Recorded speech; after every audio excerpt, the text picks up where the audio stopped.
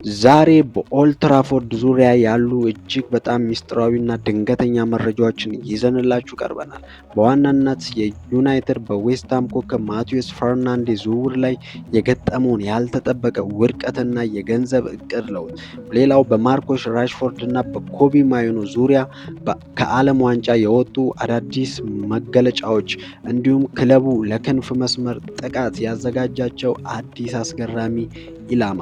እስከ ፕሮግራሙ ፍጻሜ ድረስ አብራችሁን ቆዩ። ለቻናሉ አዲስ የሆናችሁ ሰብስክራይብ በማድረግና የደወል ምልክቱን በመጫን ሁሌም ፈጣን መረጃዎች በየጊዜው ያገኙ። ወደ መረጃዎቹ እንለፍ። ከመጀመሪያውና ትልቁ መነጋገሪያ ከፍታ ካገኘው የዝውውር ዜናዎች ስንጀምር ማንቸስተር ዩናይትድ ትልቅ ፍላጎት አሳይቶበት የነበረው ማቲያስ ፈርናንዴዝ ዝውውሩ ሙሉ በሙሉ መክሸፉ ታውቋል። በታማኝ የክለቡ ጋዜጠኞች መረጃ መሰረት ዩናይትድ ለተጫዋቹ 80 ሚሊዮን ፓውንድ ቢያቀርብም የቶተንሃም ክለብ 85 ሚሊዮን ፓውንድ ሙሉ ገንዘብ በአንድ ጊዜ ለመክፈል በመስማማቱ ዝውውሩን ሊቀማው ችሏል። ይሁን እንጂ ይህ ጉዳይ በዩናይትድ ቤት ትልቅ የፖሊሲ ለውጥ አምጥቷል።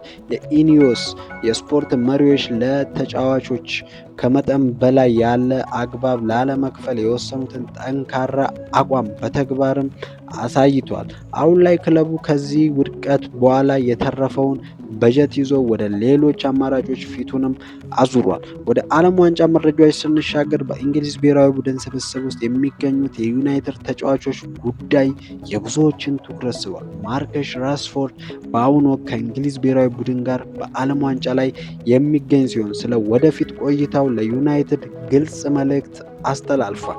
ክለቡ ከባርሰሎና የቀረበለትን የዝውውር ጥያቄ ውድቅ ካደረገ በኋላ ራሽፎርድ በኦልድ ትራፎርድ ደስተኛ እንደሆነና ከማይክል ካሪክ ጋር አብሮ ለመስራት ዝግጁ መሆኑን ገልጿል። በሌላ በኩል ወጣቱ አማካይ ኮቢ ማይኖ በእንግሊዝ ብሔራዊ ቡድን ስብስብ ውስጥ የመጫወቻ ዕድል አለማግኘቱ የዩናይትድ ደጋፊዎችን እያስቆጣም ይገኛል። ነገር ግን ማይክ ካሪክ ተጫዋቹ ከዓለም ዋንጫ መልስ ለዩናይትድ የመካከለኛው ክፍል ቁልፍ ተዋናይ እንደሚሆን ሙሉ እምነቱንም ሰጥቶታል። በመጨረሻም የስካይ ስፖርት ጋዜጠኛ ቪክ ቫራንጌ ይፋ ባደረገው መረጃ መሰረት ማንቸስተር ዩናይትድ የዌስትሃሙን የግራ ክንፍ ተጫዋች ክሪሴንሲዮ ሰርሚቨልን ለማስፈረም የመጀመሪያ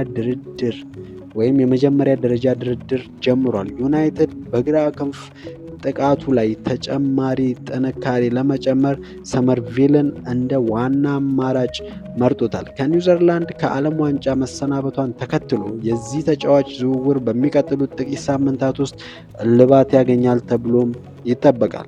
ይሁን እንጂ ዩናይትድ ይህንን ተጫዋች ለማስፈረም ከሌሎች የፕሪሚየር ሊግ ክለቦች ከፍተኛ ፉክክር እንደሚጠብቀውም ታውቋል። የተከበራችሁ የዩናይትድ ሜዳ ቤተሰቦች ባለፉት 24 ሰዓት ውስጥ በኦልድ ትራፎርድ ዙሪያ የነበሩት አዳዲስና ተለዋዋጭ መረጃዎች እነዚህን ይመስሉ ነበር።